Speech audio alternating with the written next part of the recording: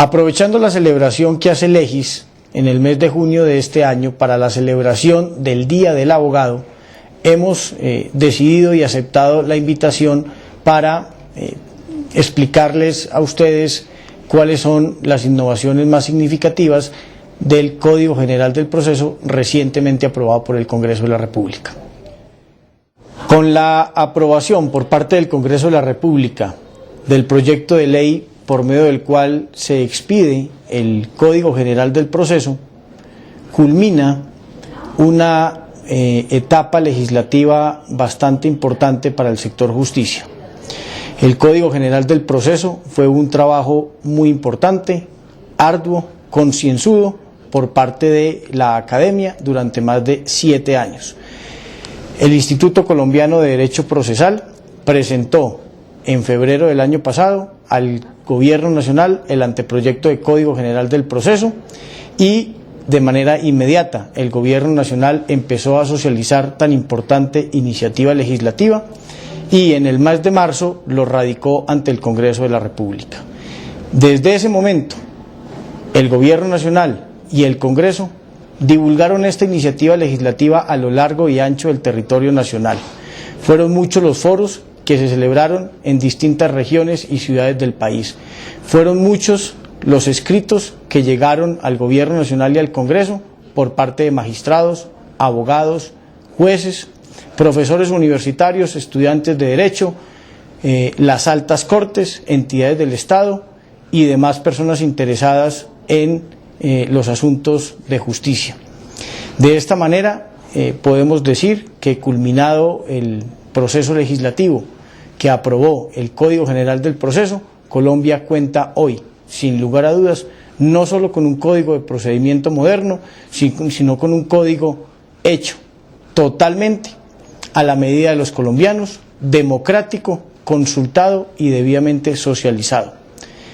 El Código General del Proceso será sancionado en los próximos días por el Presidente de la República y tiene importantes innovaciones en materia de justicia. Lo primero es que cumple una función bastante importante de recopilación normativa, de depuración normativa, de racionalización normativa, en la medida en que en el capítulo relacionado con sus derogatorias se establece un análisis muy importante de la legislación procesal vigente en materia civil, comercial, agraria y de familia, de manera tal que se incorporan al código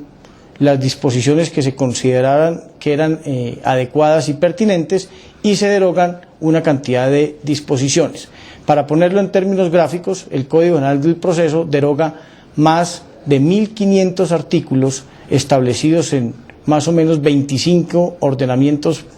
procesales y los involucra y los compacta en el Código General del Proceso. De manera tal que los colombianos, para consultar las disposiciones vigentes en materia procesal, no tendrán que acudir a distintos ordenamientos, sino que encontrarán condensada toda esa información en la estructuración del Código General del Proceso. Teniendo en cuenta que el Código de Procedimiento Civil actual es un código preconstitucional de 1970,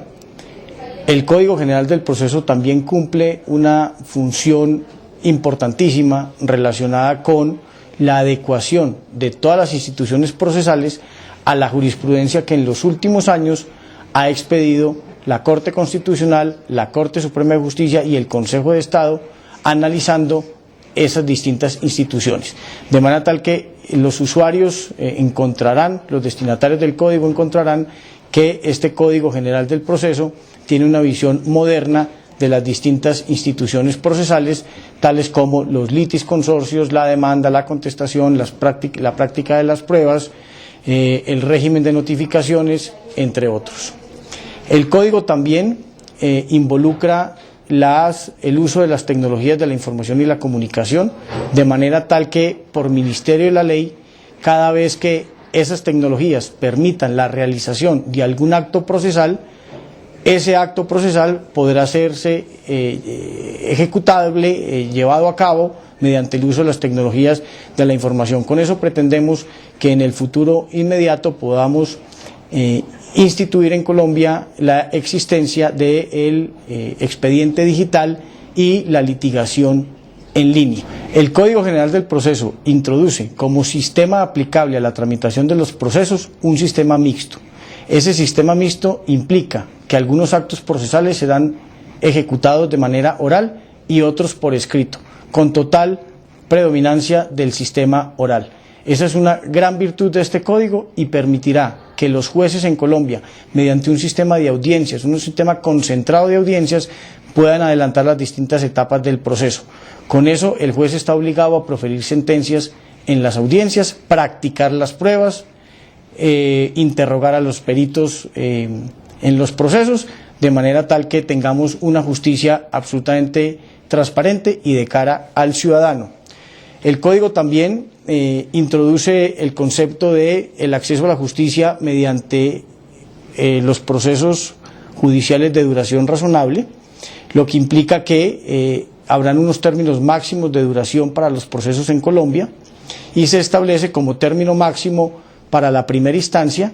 el de 1 año contado a partir del momento en que la parte demandada es notificada y de 6 meses contado a partir del momento en que el tribunal o el juzgado de segunda instancia recibe el expediente para resolver esa segunda instancia. Estos términos, por regla general, son improrrogables, pero el juez por una sola vez podría prorrogarlos hasta por 6 meses cuando la complejidad del caso así lo advierta.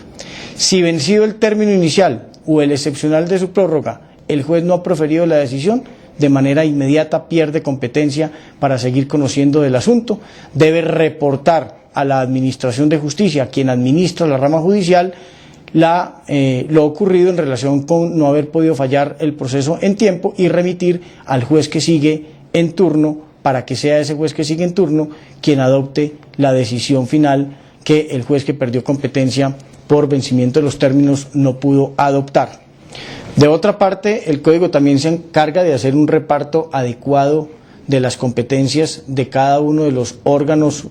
que integran la rama judicial, es decir, los juzgados civiles municipales, los juzgados del circuito, las salas civiles y de familia de los tribunales superiores y la sala de casación civil de la Corte Suprema de Justicia. El Código adopta como modelo el que la justicia civil se soporta para el gran volumen de los procesos en el juez civil municipal. Ese juez civil municipal constituye la base esencial de la administración de justicia en Colombia. El juez civil del circuito se constituye en el juez de primera instancia de los grandes procesos, de los procesos más importantes, y el Tribunal Superior como órgano de segunda instancia de esos procesos o incluso como órgano de cierre en la jurisdicción en muchos de ellos. La Corte Suprema de Justicia queda encargada de la unificación de la jurisprudencia a través del conocimiento del recurso de casación, el cual se amplía significativamente en la medida en que todos los procesos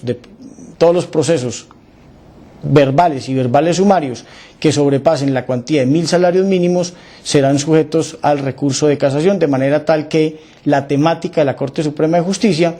se amplía y la Corte va a poder pronunciarse en asuntos en los que tradicionalmente no se ha pronunciado.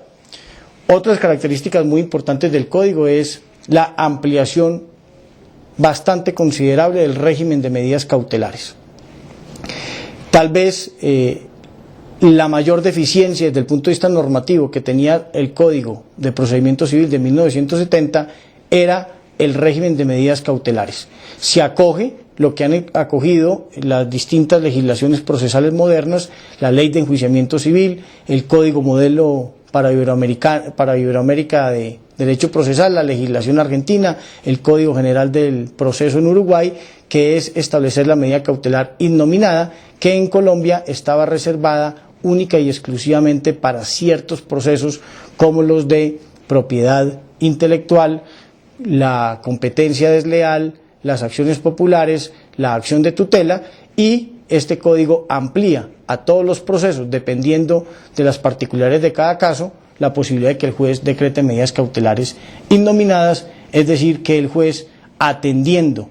la apariencia de buen derecho, el fomus boni iuris incorporado en la demanda, podrá decretar medidas cautelares, incluso medidas cautelares para anticipar materialmente el contenido del fallo, dándole así al demandante una tutela anticipada y efectiva al derecho que pretende reclamar. Finalmente, el Código también hace un esfuerzo bastante importante para reducir el número de procedimientos o el número de vías procesales a los que estábamos acostumbrados. El Código, frente a los procesos declarativos, se casa con la idea de tener únicamente 3 vías procesales. La primera vía para los procesos declarativos es el proceso verbal. Ese proceso verbal está establecido como proceso residual, es decir, todo aquello que no tenga un trámite especial se adelantará por la vía del proceso verbal, reemplazando lo que era el proceso ordinario del Código de Procedimiento Civil. Este proceso verbal tiene 3 etapas. La primera etapa es una etapa escrita en donde se presenta la demanda, se contesta la demanda, lo que tradicionalmente se conoce con el nombre de etapa de postulación. Finalizada la etapa de postulación, el juez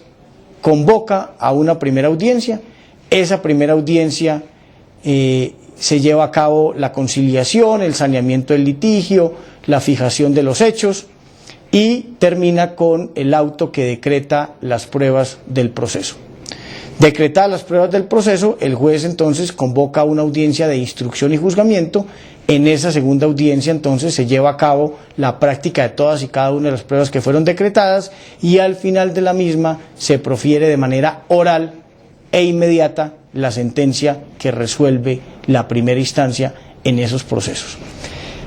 Dependiendo de la complejidad del caso y de manera excepcional, el juez podría suspender hasta por 2 horas la audiencia y al final de esas 2 horas debería entonces proferir la sentencia de manera oral.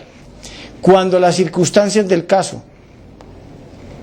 le adviertan la imposibilidad de proferir una sentencia oral en esa audiencia, deberá informarle a quien administra la rama judicial esa situación y convocar entonces para una posterior oportunidad para proferir la sentencia, pero deberá en esta segunda audiencia por lo menos anunciar el sentido de su fallo.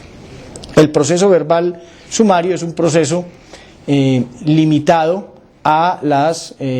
pequeñas causas, a los problemas jurídicos de menor entidad, y ese proceso verbal sumario se adelanta en 2 etapas. Una primera etapa de postulación, escrita, demanda y contestación, y la celebración de una única audiencia en donde se llevan a cabo lo que en el proceso verbal se hace en 2 audiencias, aquí se lleva en una sola audiencia, también con la obligación que tendrá el juez entonces de proferir la sentencia de manera oral o por lo menos anunciar el sentido de su fallo. Como gran novedad del procedimiento, el Código General del Proceso introduce el proceso monitorio, que es un proceso declarativo traído de la legislación europea, vigente en todos los países de la Comunidad Económica Europea, que ha generado extraordinarios resultados para el fortalecimiento del acceso a la justicia. Ese es un procedimiento en el que de una u otra manera se entremezcla el proceso declarativo con el proceso ejecutivo y le permite a quien no tiene un título ejecutivo perfeccionado, pero sí tiene una creencia a su favor, conste ella en un documento o no, y si consta en un documento, en cualquier documento, acceder a la Administración de Justicia, pretender el pago de la obligación que tiene a su cargo y dependiendo de la actitud que el demandado tome al contestar esa demanda del proceso monitorio, el proceso seguirá los cauces del proceso declarativo o del proceso ejecutivo. De manera tal que tenemos una extraordinaria posibilidad para que aquellos ciudadanos que establecen relaciones de comercio sin que exista título ejecutivo puedan acudir al proceso monitorio. En fin, son muchas las novedades que introduce el Código General del Proceso y entrará en vigencia este código el 1 de enero del año 2014, de manera tal que durante más de año y medio tendremos la oportunidad todos los colombianos de estudiar y conocer en detalle cuáles son las novedades en materia procesal para los procesos civiles, agrarios, de familia y comerciales, de manera tal que cuando venga el 1 de enero del año 2014, todos y cada uno de los colombianos, los jueces, los abogados, las partes de los procesos, conozcan en detalle cuáles son esas nuevas disposiciones que entrarán a gobernar la ritualización de los procesos en Colombia.